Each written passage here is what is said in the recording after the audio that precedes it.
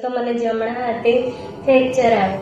Physiotherapy doctor કૃષ્ણાબેનના સંપર્કમાં હું આવી. હું સુમિતાબેન પટેલ, હું હિંમતનગરમાં રહું છું. હું ઇલેક્ટ્રોનિક્સ એન્જિનિયર છું.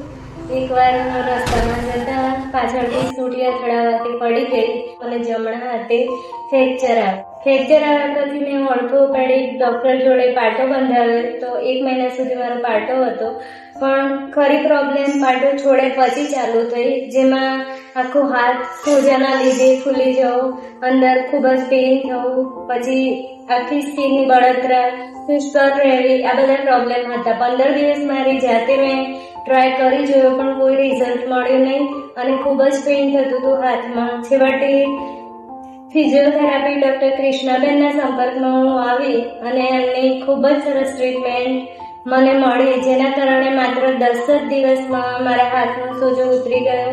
સ્કિનની બળતરા પણ ન જેવી છે અત્યારે, અને મારી આંગળીઓ પણ એકદમ છૂટી થઈ ગઈ અને હું અત્યારે ખૂબ જ સારું ફીલ કરું છું.